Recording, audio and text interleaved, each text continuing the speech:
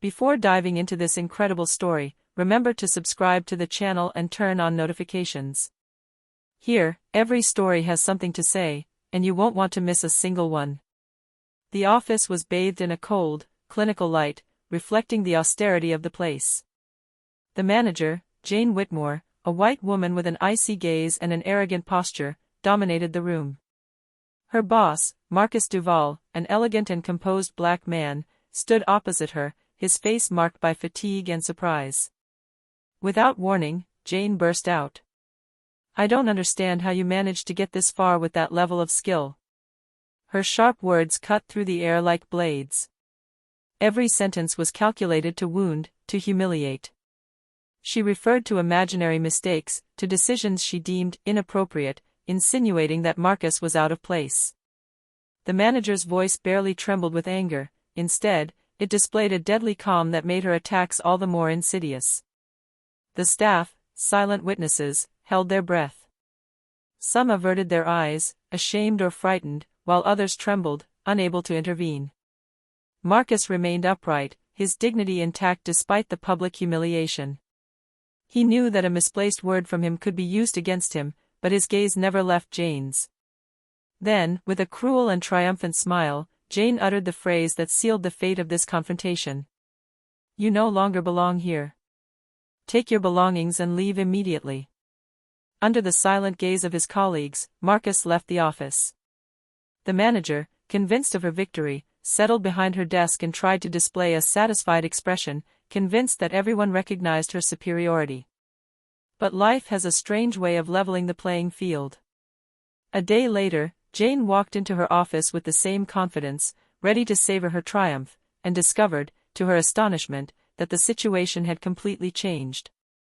The decisions she thought irreversible had backfired, and for the first time, she was speechless. The next morning, Jane Whitmore entered the office with her usual air of superiority, convinced that nothing had changed. Yet, as soon as she crossed the threshold, a chill of unease ran through her. The office, once silent and submissive, seemed different. The employees, who had avoided her gaze the day before, were now busy working with a newfound confidence. In the center of the room, Marcus Duval was no longer the man she had expelled. Since his departure, he had contacted the board of directors and presented a detailed report on Jane's abusive and discriminatory practices. The evidence was overwhelming: emails, employee testimonies, and even recordings of her verbal humiliations. As Jane walked forward, Marcus stared calmly at her. "Jane, it seems your role here needs to be reassessed." The manager felt the ground give way beneath her. Every word Marcus spoke was deliberate, controlled, yet each sentence carried the weight of justice. The employees, inspired by this turn of events, began to whisper among themselves, silently confirming what Marcus had just said. Then, a board member entered, followed by two other senior managers. With a slow but firm gesture, Marcus presented the complete file, detailing all of Jane's misconduct and inappropriate behavior. All eyes turned to her, and the ensuing silence was deafening. Jane, the once invincible manager, suddenly felt vulnerable, as if exposed to the harsh light of her mistakes. When the verdict was delivered, Jane couldn't utter a word. The council decided to suspend her immediately and initiate proceedings for abuse of power and discrimination. All the power she thought she possessed had vanished in an instant. Marcus, impassive but victorious, resumed his seat, and for the first time, Jane understood what it meant to be completely speechless. Jane Whitmore, humiliated and suspended, refused to remain passive. In her luxurious but silent apartment, she pondered every detail of her defeat. Her mind was a tempest: anger, resentment, a thirst for revenge. She believed she could manipulate the other council members to regain her power, but Marcus had anticipated this possibility. The next day, Jane returned to the office, convinced she could sow doubt about Marcus's legitimacy. She entered with a cold smile and made subtle insinuations about the company's management, hoping to sway the executives' opinions. But each attempt was thwarted. Marcus, methodical and calm, had prepared every argument, every piece of evidence, every testimony to show that he had acted in everyone's best interest. The employees, who had feared her yesterday, now regarded Jane with a mixture of contempt and skepticism. Her machinations, instead of sowing doubt, revealed her true nature: authoritarian, unfair, and incapable of admitting her mistakes. A senior manager, speaking in front of Jane, said softly but firmly, "Jane, your actions yesterday are clear to everyone.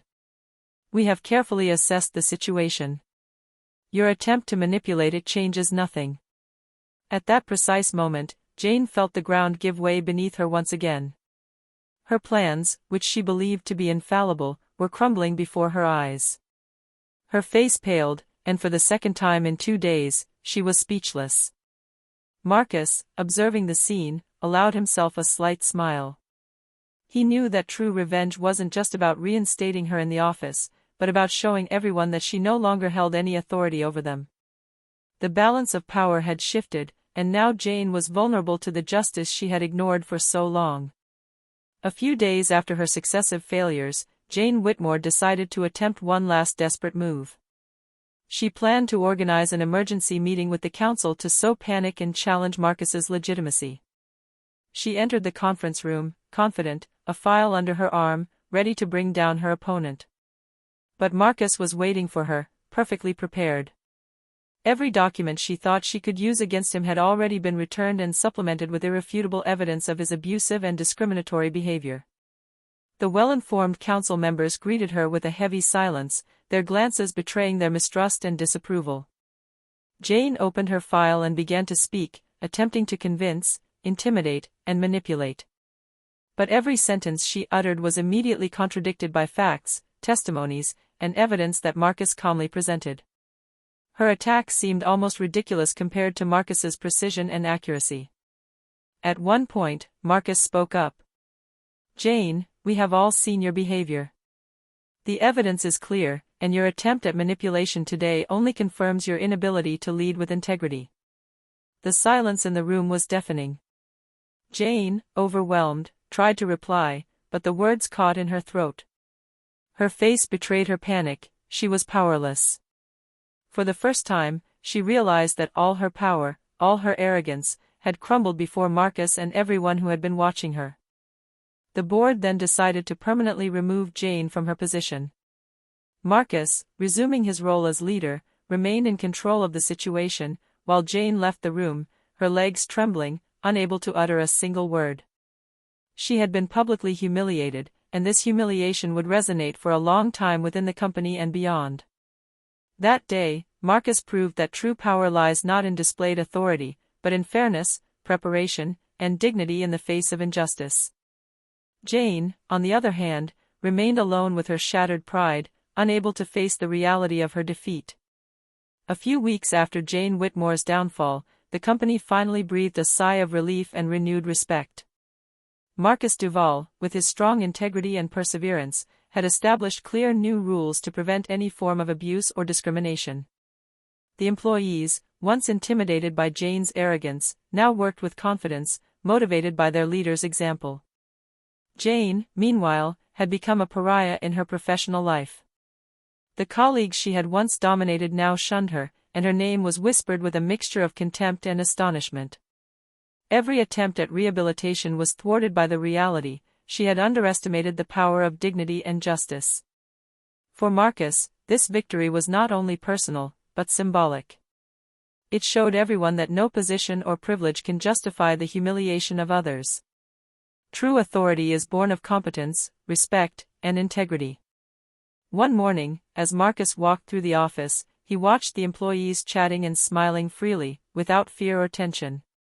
He knew this harmony was the result of a difficult, but just, struggle.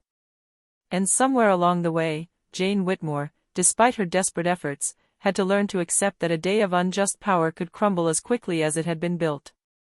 The story of this public humiliation remained etched as a reminder: justice always triumphs in the end, and those who abuse their power discover sooner or later that their arrogance is their greatest enemy.